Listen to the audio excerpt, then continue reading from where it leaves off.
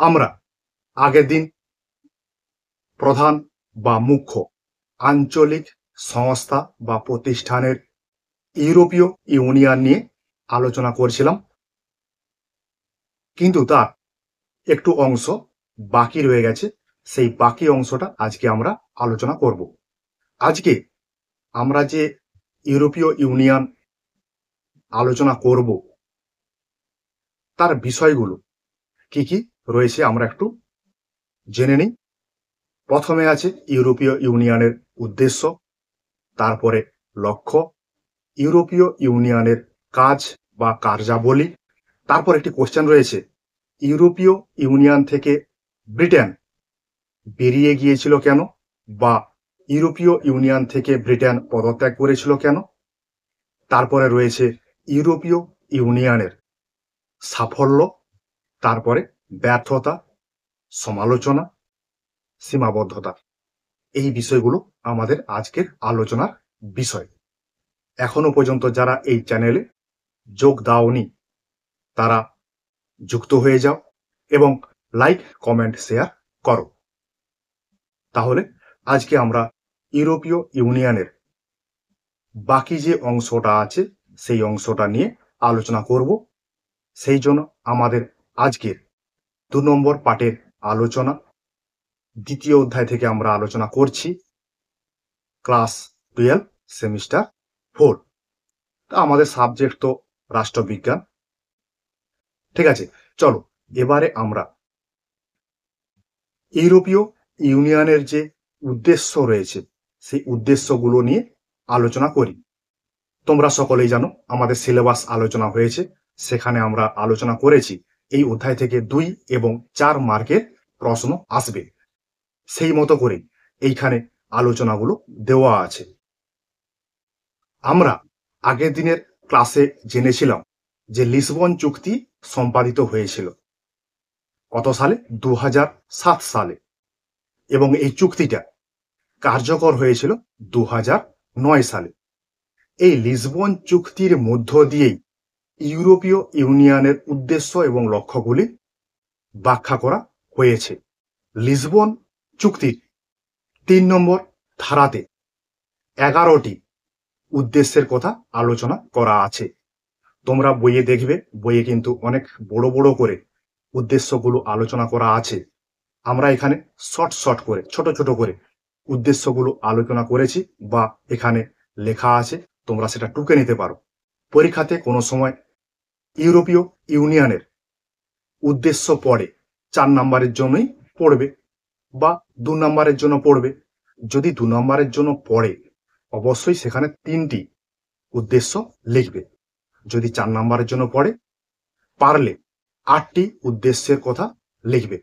সবাই কিন্তু 11টি উদ্দেশ্য কোনোভাবেই লিখতে পারবে না, সেই জন্য শর্ট করে দেওয়া আছে। তোমরা কিন্তু সেগুলোকে ভালোভাবে সহজে মনে রাখতে পারবে। প্রথম যে উদ্দেশ্যটা আছে সেটা কি? শান্তি ও মূল্যবোধের প্রসার ঘটানো। ইউরোপীয় ইউনিয়নের যে সমস্ত সদস্যগণ আছেন তারা কিন্তু শান্তি চান। তাদের রাষ্ট্রগুলোর যে মূল্যবোধ আছে সেই মূল্যবোধগুলোর প্রসার ঘটাতে চান আন্তর্জাতিক ক্ষেত্রে। 2 নম্বরে আছে রাষ্ট্রীয় সীমানায় আশ্রয় এবং অভিবাসন সংক্রান্ত ব্যবস্থা। অভিবাসন বলতে অন্যান্য রাষ্ট্র থেকে ইউরোপীয় যে দেশগুলো আছে সেইখানে মানুষজন শরণার্থী হিসাবে আশ্রয় গ্রহণ করছে, সেটাকে নিয়ন্ত্রণ করতে হবে। এটা কিন্তু একটা ইউরোপীয় ইউনিয়নের উদ্দেশ্য। 3 নম্বর উদ্দেশ্যটা কি আছে? একক বাজার প্রতিষ্ঠা করা।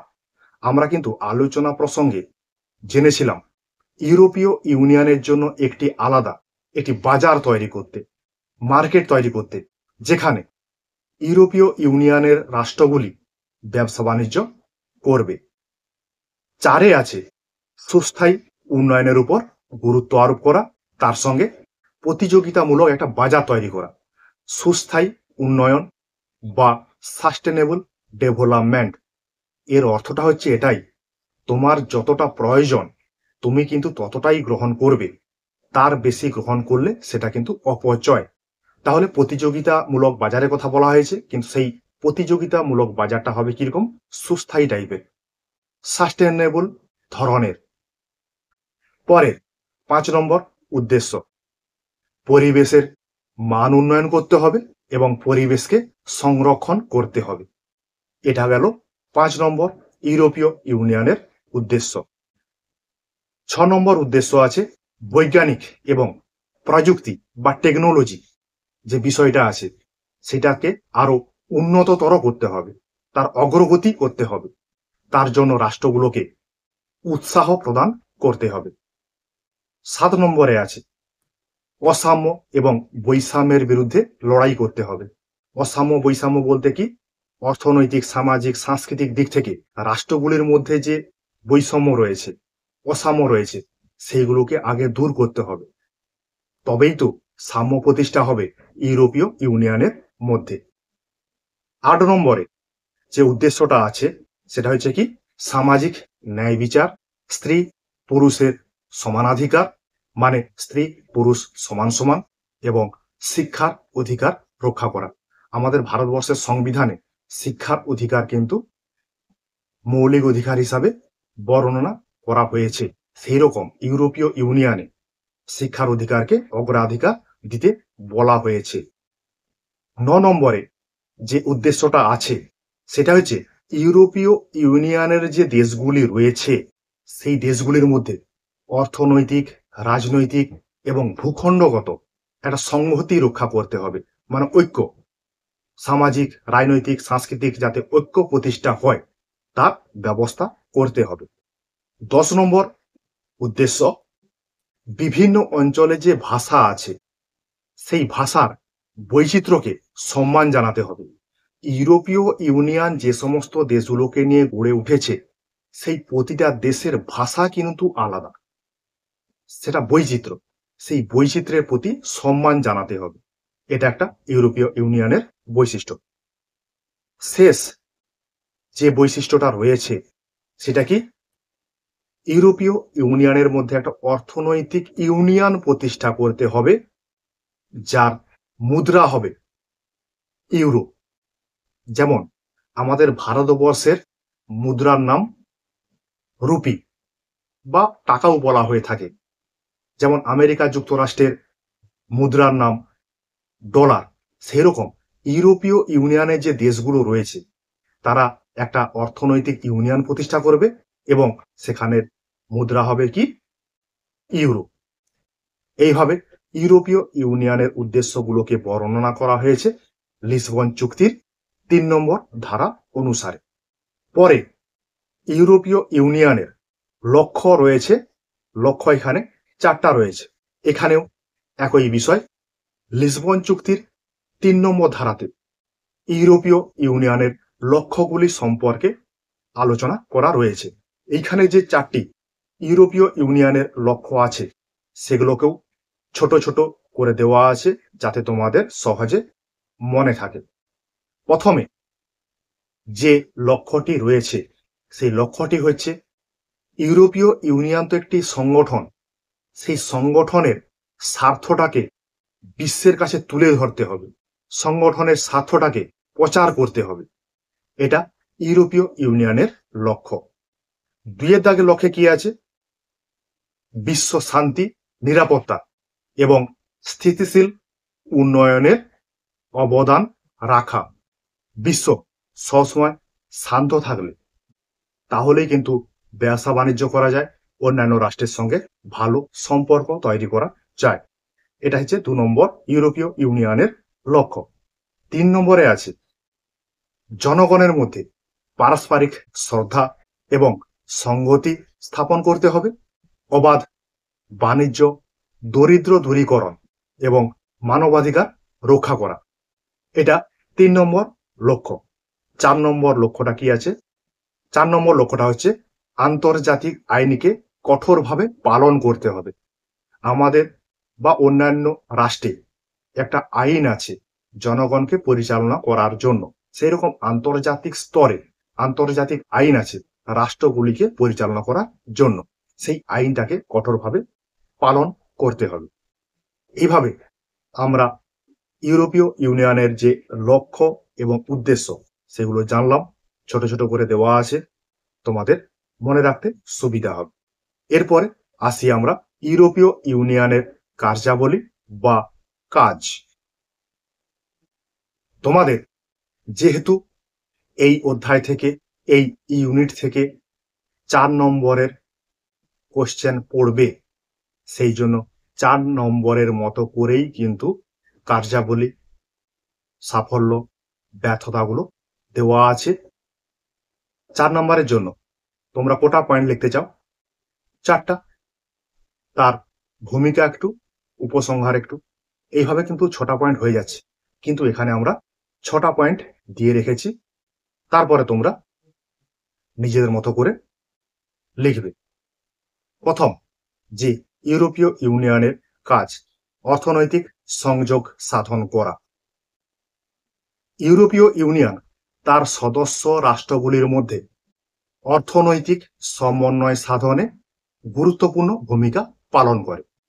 তারা নিজেদের মধ্যে ব্যবসা বাণিজ্য করে অর্থনৈতিক স্টেবিলিটি তৈরি করতে চায়, যাতে ওই সমস্ত দেশগুলোতে মুদ্রাস্ফীতি, বেকারত্ব, দরিদ্রতা কমানো যায়। এই দারিদ্রতা, বেকারত্ব, মুদ্রাস্ফীতি যাতে না হয়, তার জন্য ইউরোপীয় ইউনিয়নের যে সদস্য রাষ্ট্রগুলো রয়েছে তাদের মধ্যে অর্থনৈতিক সহযোগিতা বা অর্থনৈতিক সংযোগ সাধন করা অত্যন্ত জরুরি। এটা একটা ইউরোপীয় ইউনিয়নের কাজ। এই কাজটি ইউরোপীয় ইউনিয়ন তার সদস্য রাষ্ট্রগুলির মধ্য দিয়ে করে থাকে। 2 নম্বরে কাজ অভিন্ন বিদেশ নীতি গ্রহণ করা। ইউরোপীয় ইউনিয়নের যে 27টি রাষ্ট্র আছে, সেই 27টি রাষ্ট্রের জাতীয় স্বার্থ কিন্তু আলাদা। তাদের জাতীয় স্বার্থ আলাদা হলেও তারা যেহেতু ইউরোপীয় ইউনিয়নের সদস্য, সেই জন্য তারা যখন অন্য কোনো, মানে ইউরোপীয় ইউনিয়নের রাষ্ট্রগুলো ছাড়া অন্য কোনো দেশের সঙ্গে বিদেশ নীতি, পররাষ্ট্রনীতি সম্পন্ন করবে, তখন যেন সদস্য রাষ্ট্রগুলি সকলেরই বিদেশ নীতি একরকম হয়। তাতে ইউরোপীয় ইউনিয়নের অনেকটা সুযোগ বা সুবিধা থাকবে। এর দ্বারা প্রমাণিত হচ্ছে ইউরোপীয় ইউনিয়নের সদস্যগুলো যাতে একই স্থানে, একই অবস্থাতে থাকে, কেউ উঁচু কেউ নিচু, এভাবে অসাম্য যাতে না সৃষ্টি হয়। আবার অন্য কোনো রাষ্ট্রের সঙ্গে যদি বিদেশ নীতি তৈরি করতে গিয়ে দ্বন্দ্ব, সংঘাত ইত্যাদি সৃষ্টি হয়, তাহলে ইউরোপীয় ইউনিয়নের যে সদস্য রাষ্ট্রগুলো আছে তারা যৌথভাবে সেই সমস্যার সমাধানে যুক্ত হবে। তাতে ইউরোপীয় ইউনিয়নের সদস্য রাষ্ট্রগুলি অনেকটাই সাহস পাবে। 3 নম্বর, ইউরোপীয় ইউনিয়নের কার্যাবলী বা কাজ আন্তর্জাতিক উন্নতিতে সাহায্য করা। ইউরোপীয় ইউনিয়ন যেমন নিজ নিজ দেশগুলোর ক্ষেত্রে উন্নয়নের কথা ভাবে, তেমনি আন্তর্জাতিক স্তরে যে সমস্ত অনুন্নত উন্নয়নশীল দেশ রয়েছে সেই সমস্ত দেশকে আর্থিকভাবে সহায়তা প্রদান করে থাকে। যেমন বিভিন্ন দুর্যোগ, মহামারী, দুর্ঘটনা ইত্যাদি ক্ষেত্রে আন্তর্জাতিক স্তরে ইউরোপীয় ইউনিয়ন আর্থিক সহায়তা প্রদান করে। এমনকি ইউরোপীয় ইউনিয়ন আন্তর্জাতিক স্তরে দরিদ্র দূরীকরণ, স্বাস্থ্যের উন্নতি বিধানের জন্যও কাজ করে থাকে। এটা একটা ইউরোপীয় ইউনিয়নের গুরুত্বপূর্ণ কাজ। 4 নম্বর যে কাজটা রয়েছে, পরিবেশ সুরক্ষা ও সুস্থায়ী উন্নয়ন করা। বিশ্বব্যাপী পরিবেশ সুরক্ষা এবং সুস্থায়ী উন্নয়ন ইউরোপীয় ইউনিয়নের লক্ষ্য, যেটা আমরা লক্ষ্যতে আলোচনা করে এসেছি। এই লক্ষ্যটাকে পূরণ করতে গিয়ে জলবায়ু পরিবর্তন, পরিবেশ দূষণ, প্রাকৃতিক সম্পদে যাতে সঠিক ব্যবহার হয় তার উপর জোর দেন বা তার উপর গুরুত্ব আরোপ করে। এই জন্য 2019 সালে পরিবেশ সংক্রান্ত বিষয়ে সংগ্রাম গড়ে তোলে ইউরোপীয় ইউনিয়ন। এই সংগ্রামটির নাম গ্রিন ডিল। তাহলে আন্তর্জাতিক স্তরে ইউরোপীয় ইউনিয়ন কিন্তু পরিবেশ সুরক্ষা, বায়ু দূষণ, শব্দ দূষণ ইত্যাদির বিষয়েও কাজ করে। 5 নম্বর কাজ ইউরোপীয় ইউনিয়নের শিক্ষা ও গবেষণার উন্নতি। ইউরোপীয় ইউনিয়ন শিক্ষা এবং গবেষণার কাজে বিভিন্ন কর্মসূচি গ্রহণ করে থাকে। এর জন্য শিক্ষা, বিজ্ঞান, গবেষণার উন্নতির জন্য ইউরোপীয় ইউনিয়ন ইরাসমাস ও হরাইজন নামে দুটি নীতির বা প্রকল্পের সূচনা করেছে, যে সমস্ত প্রকল্পগুলোর মধ্য দিয়ে ইউরোপীয় ইউনিয়নের সদস্য রাষ্ট্রগুলি এবং আন্তর্জাতিক স্তরে যে রাষ্ট্রগুলি রয়েছে তাদের যে শিক্ষার্থী রয়েছে, ছাত্রছাত্রী রয়েছে, তাদেরকে বিজ্ঞান, প্রযুক্তি, গবেষণার ক্ষেত্রে উৎসাহ প্রদান করে। তাহলে এইভাবে আন্তর্জাতিক স্তরে ইউরোপীয় ইউনিয়ন তার কাজগুলি করে থাকে। এইভাবে আমরা ইউরোপীয় ইউনিয়নের যে কাজ, সে কাজগুলো আমরা আলোচনা করলাম। এইবারে এখানে একটি এক্সট্রা, যদিও ইউরোপীয় ইউনিয়নের অন্তর্ভুক্ত বিষয়, তবে 2 নম্বরের জন্য আসতে পারে, সেই জন্য এখানে দেওয়া আছে। ইউরোপীয় ইউনিয়ন ও ব্রেক্সিট কি, বা এদের মধ্যে সম্পর্কটা কি? ব্রেক্সিট একটি হচ্ছে কিন্তু অ্যাব্রিভিয়েশন। দেখো, ব্রিটেনের প্রথম অক্ষর কি? বিআর দিয়ে শুরু হয়েছে ব্রিটেন শব্দটি, তার সঙ্গে যুক্ত করা হয়েছে EXIT। এই EXIT মানে কি? এক্সিস্ট, মানে বেরিয়ে যাওয়া। তাহলে ইউরোপীয় ইউনিয়ন থেকে ব্রিটেন পদত্যাগ করেছে বা বেরিয়ে গিয়েছে, এই বিষয়টি এখানে আলোচনা করা হয়েছে। তাহলে এক্সিস্ট মানে বেরিয়ে যাওয়া, এইভাবে এইখানে ব্রেক্সিট শব্দটি ব্যবহার করা হয়েছে একসঙ্গে। 1973 সালে ইউরোপীয় ইউনিয়নের সদস্য হয় ব্রিটেন, কিন্তু কোনো কারণে ইউরোপীয় ইউনিয়নকে ব্রিটেনের ভালো লাগেনি। সেই ভালো না লাগার কারণটা আমরা একটু পরে আলোচনা করছি।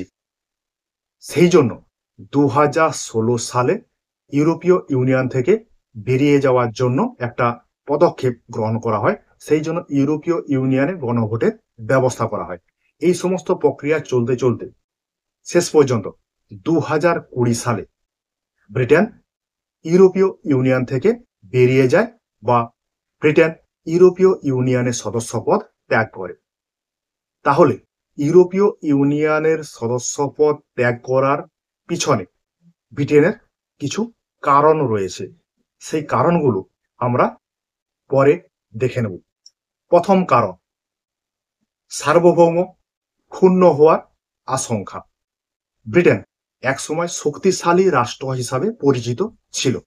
সার্বভৌমত্ব মানে ওই রাষ্ট্রের অস্তিত্ব। যেমন আমাদের ভারতবর্ষে 1947 সালের আগে সার্বভৌমত্ব ছিল না। ভারত যখন স্বাধীন হয় তখন ভারত একটি সার্বভৌম রাষ্ট্র হিসাবে আত্মপ্রকাশ করে। তাহলে এই সার্বভৌম ক্ষমতাটা এটা নষ্ট হবে যদি সে ইউরোপীয় ইউনিয়নে থাকে।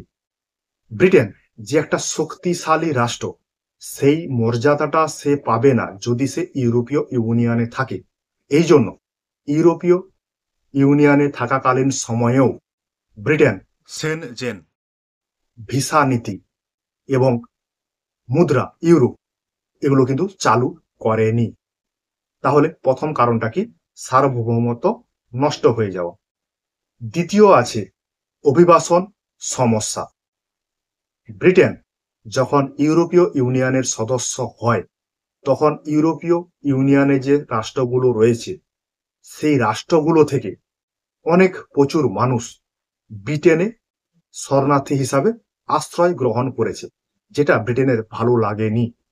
ব্রিটেন একটা উন্নত দেশ, ইউরোপীয় ইউনিয়নের অনেক দেশ আছে যেগুলো এখনো পর্যন্ত ব্রিটেনের মতো অবস্থাতে পৌঁছাতে পারেনি। তাহলে মানুষ আশা করবে যে তারা একটু ভালো থাকতে চায়, ভালো খেতে চায়, ভালো একটু আর্থিক নিরাপত্তা পেতে চায়। সেই জন্য তারা কি করছে? ইউরোপীয় ইউনিয়নের অন্যান্য দেশ থেকে ব্রিটেনে চলে যাচ্ছে, অভিবাসন হচ্ছে। এটা ব্রিটেনের ভালো লাগেনি। এমনকি ব্রিটেনের কর্মসংস্থান করতেও অসুবিধা হচ্ছে। এই জন্যেও ব্রিটেন ইউরোপীয় ইউনিয়নের পদ ত্যাগ করে। 3 নম্বর যে পয়েন্টটা, বিশাল অঙ্কের অর্থ দিতে অনীহা। ইউরোপীয় ইউনিয়নের সদস্য হতে গেলে প্রতিটি সদস্য রাষ্ট্রকে বার্ষিক চাঁদা দিতে হয়।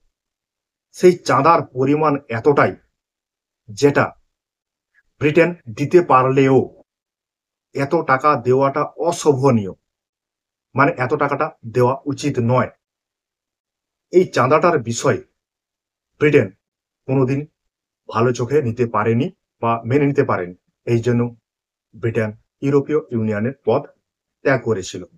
4 নম্বর যে পয়েন্টটা, মোস্ট ইম্পর্ট্যান্ট পয়েন্ট, ইউকে মানে ইউনাইটেড কিংডম বা ব্রিটেন ও USA United State of America মানে আমেরিকা এবং ব্রিটেনের মধ্যে ঘনিষ্ঠ সম্পর্ক।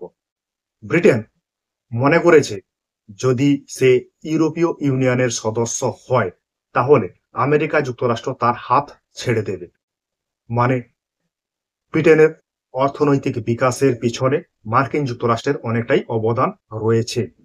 এই কারণে ব্রিটেন ইউরোপীয় ইউনিয়নের সদস্যপদ ত্যাগ করে। তাহলে যদি 4 নম্বরের জন্য পড়ে বা 2 নম্বরের জন্য পড়ে, তোমরা কিন্তু অবশ্যই এইভাবে লিখবে। পয়েন্টগুলো সহজভাবে আলোচনা করা হলো, দেখবে, পড়বে। যদি না বুঝতে পারো বারবার দেখবে, লাভটা তোমারই হবে। এরপর আমরা চলে আসি ইউরোপীয় ইউনিয়নের সাফল্য।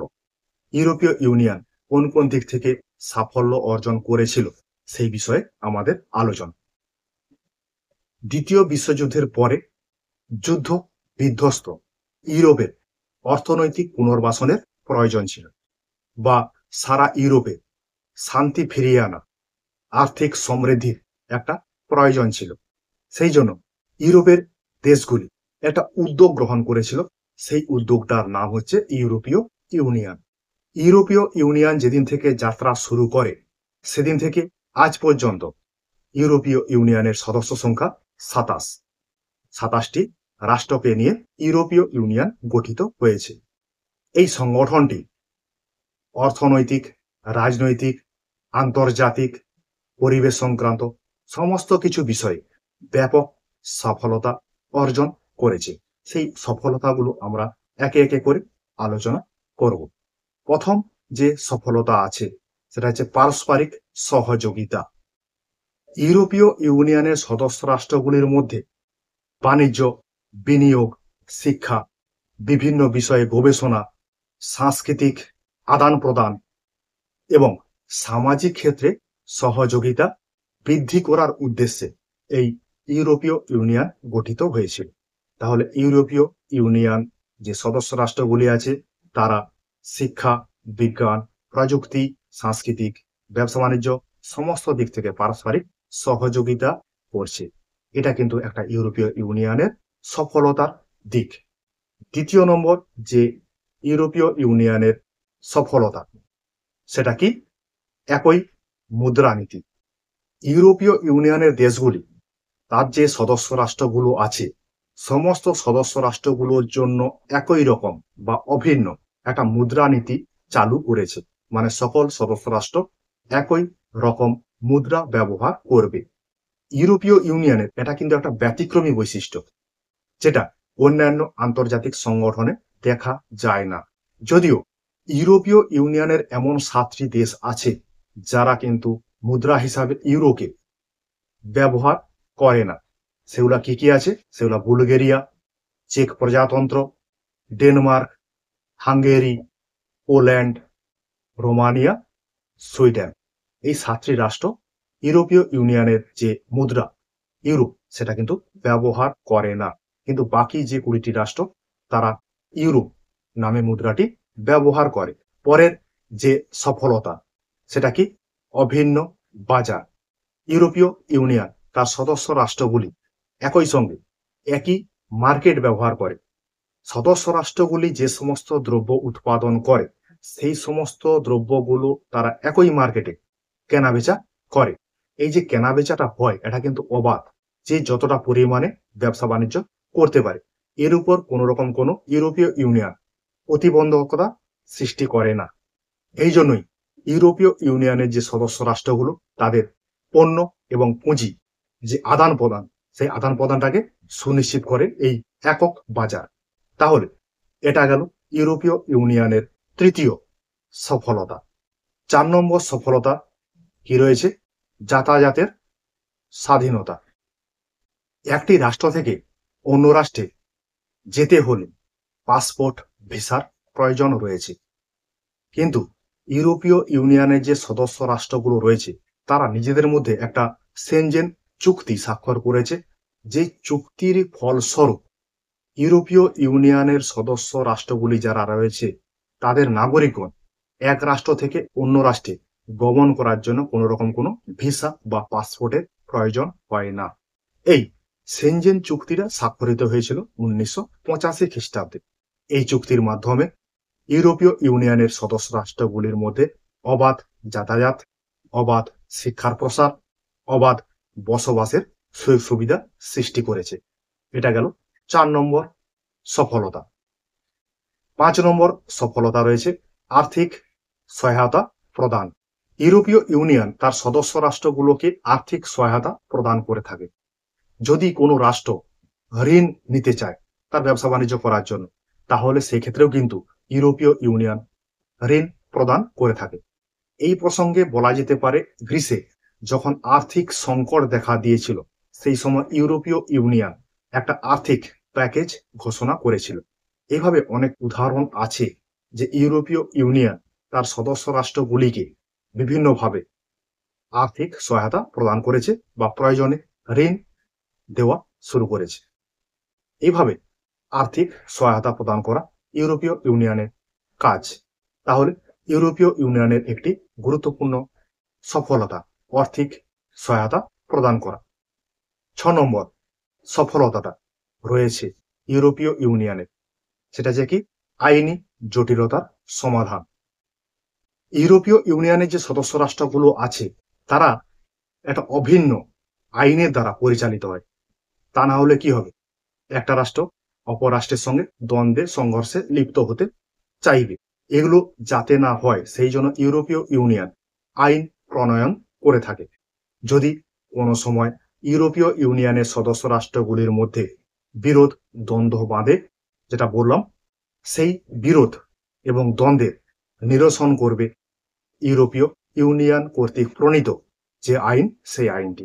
এইভাবে ইউরোপীয় ইউনিয়ন অন্যান্য যে আঞ্চলিক সংগঠন রয়েছে তার থেকে একটু ভিন্ন প্রকৃতির এবং তার সফলতাটাও ভিন্ন প্রকারের। তাহলে এইখানে আমরা 6টি ইউরোপীয় ইউনিয়নের সফলতা আলোচনা করলাম।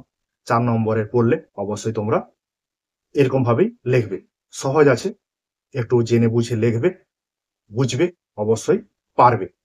তারপরে আমরা চলে আসি ইউরোপীয় ইউনিয়নের ব্যর্থতা, প্রতিবন্ধকতা, সমালোচনা। এইভাবে যে কোনো ভাবে কোশ্চেনটা হতে পারে যে ইউরোপীয় ইউনিয়নের সীমাবদ্ধতাগুলি আলোচনা করো বা ইউরোপীয় ইউনিয়নের সমালোচনাগুলি লেখো, ইউরোপীয় ইউনিয়নের ব্যর্থতা কি, এভাবে কিন্তু কোশ্চেনগুলো আসতে পারে। তো কোশ্চেনগুলো আমরা শেষে আলোচনা করব। প্রথম যে ব্যর্থতাটা বা সমালোচনাটি রয়েছে সেটা হচ্ছে কি ঐক্যের ক্ষেত্রে বাধা। আমরা অনেক আলোচনা করে এসেছি যে প্রতিটি রাষ্ট্রের একটা নিজস্ব জাতীয় স্বার্থ রয়েছে। ইউরোপীয় ইউনিয়নের প্রতিটি যে রাষ্ট্র আছে প্রতিটি রাষ্ট্রের নিজস্ব কিন্তু জাতীয় স্বার্থ রয়েছে। তারা জাতীয় স্বার্থের ভিত্তিতে অন্য একটি রাষ্ট্রের সঙ্গে মিলিত হতে চায়, আর এখানেই যত রাজ্যের সমস্যা। এই জাতীয় স্বার্থই ইউরোপীয় ইউনিয়নের সদস্য রাষ্ট্রগুলিকে এক হতে বাধার সৃষ্টি করছে। এটা একটা ইউরোপীয় ইউনিয়নের খারাপ দিক। পরে যে বাধাটি রয়েছে বা প্রতিবন্ধকতাটি রয়েছে সেটা কি অভিবাসন সংক্রান্ত সমস্যা। বিগত কয়েক বছরে ইউরোপীয় ইউনিয়নে এত পরিমাণে শরণার্থী গমন করেছে, যেটাকে কেন্দ্র করে ইউরোপীয় ইউনিয়ন বিশাল একটা সমস্যার সম্মুখীন হচ্ছে। ইরাক, আফগানিস্তান এই সমস্ত দেশ থেকে বহু মানুষ পোল্যান্ড, স্লোভাকিয়া, হাঙ্গেরি এই সমস্ত দেশে গিয়ে আশ্রয় নিচ্ছে। মানে অনুন্নত দেশ থেকে মানুষজন অভিবাসন হয়ে উন্নত রাষ্ট্রে আশ্রয় নিচ্ছে, যেটা কিন্তু ইউরোপীয় ইউনিয়নের দেশগুলির কাছে একটি বড় সমস্যা। ইউরোপীয় ইউনিয়নের এমন অনেক দেশ আছে যারা শরণার্থী গ্রহণ করতেই তারা অনিচ্ছুক বা তারা অস্বীকার করে। তারা কেন শরণার্থী গ্রহণ করবে? শরণার্থী তো এসে গেছে, কিন্তু তাদের জন্য পুনর্বাসনের ব্যবস্থা করতে হবে। সেই পুনর্বাসন সংক্রান্ত বিষয়ে ইউরোপীয় ইউনিয়নের সদস্য রাষ্ট্রগুলির মধ্যে মতাৈক্য লক্ষ্য করা যায়। এদিক থেকে তারা কোনোভাবেই এক মতে উপনীত হতে পারেনি। এটা একটা ইউরোপীয় ইউনিয়নের সমস্যা। 3 নম্বর যে সমস্যাটা রয়েছে সেটা হচ্ছে আর্থিক বৈষম্যের সৃষ্টি। ইউরোপীয় ইউনিয়নের একই রকম মুদ্রা ব্যবস্থা চালু করার জন্য আর্থিক দিক থেকে তারা সফলতা অর্জন করেছে, এটা কিন্তু ঠিক। তবে গ্রিস, স্পেন, আয়ারল্যান্ডের মতো কিছু রাষ্ট্র আছে ইউরোপীয় ইউনিয়নের, তারা কিন্তু বিভিন্ন সময় আর্থিক সংকটের সম্মুখীন হচ্ছে। তাহলে ইউরোপীয় ইউনিয়নের মধ্যে থাকা রাষ্ট্রগুলির মধ্যে কেন আর্থিক সংকট দেখা দেবে? কারণ ইউরোপীয় ইউনিয়নের মধ্যে এমন অনেকগুলো দেশ আছে তারা কিন্তু আর্থিক দিক থেকে সমৃদ্ধ, আবার অনেক দেশ আছে তাদের মধ্যে যারা আর্থিক দিক থেকে ততটা সমৃদ্ধ নয়।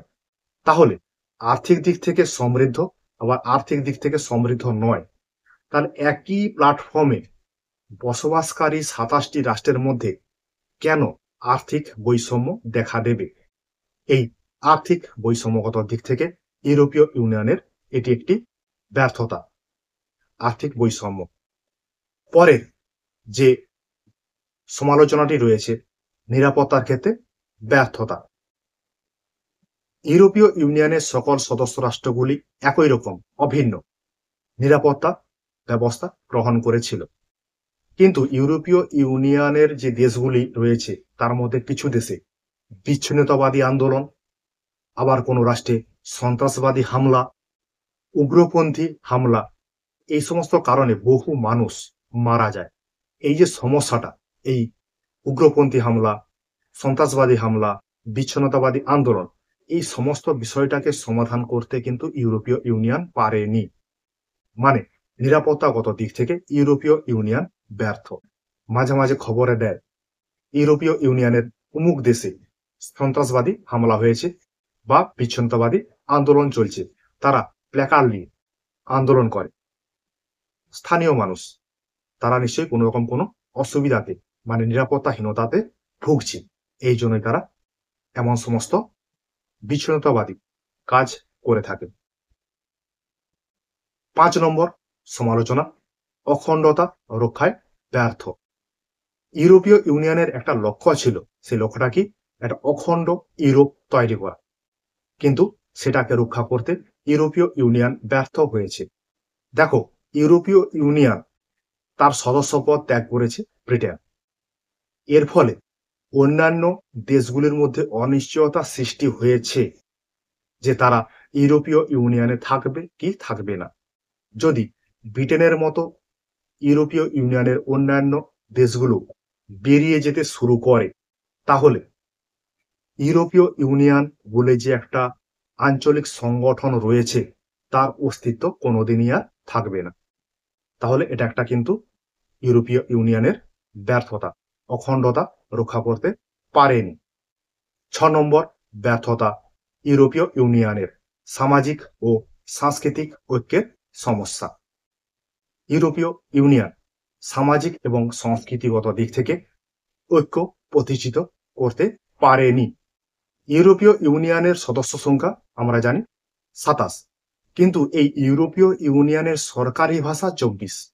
তাই রাষ্ট্রগুলির সঙ্গে পারস্পরিক যে যোগাযোগ হবে সেই যোগাযোগ করতে অসুবিধা হয়, কারণ এর ভাষা এক ওর ভাষা অন্য, যোগাযোগ করতে একটু অসুবিধা হবে, অসুবিধা হচ্ছে। আবার ইউরোপীয় ইউনিয়নের সদস্য রাষ্ট্রগুলির যে নাগরিক আছে সেই নাগরিকগণ নিজ নিজ রাষ্ট্রের পরিচয় দেয়। তারা যে ইউরোপীয় ইউনিয়নের নাগরিক সেই পরিচয়টা দিতে তারা ইচ্ছা প্রকাশ করে না। এর ফলে ইউরোপীয় ইউনিয়নের রাষ্ট্রগুলির মধ্যে ঐক্যের ক্ষেত্রে একটা ফাটল দেখা দিয়েছে, যেটা ইউরোপীয় ইউনিয়নের একটি ব্যর্থতা। এইভাবে তোমরা ইউরোপীয় ইউনিয়নের সমালোচনা, ব্যর্থতা বা প্রতিবন্ধকতাগুলো লিখবে, পড়বে, জানবে। তাহলে ইউরোপীয় ইউনিয়ন সম্পর্কে আলোচনা হলো।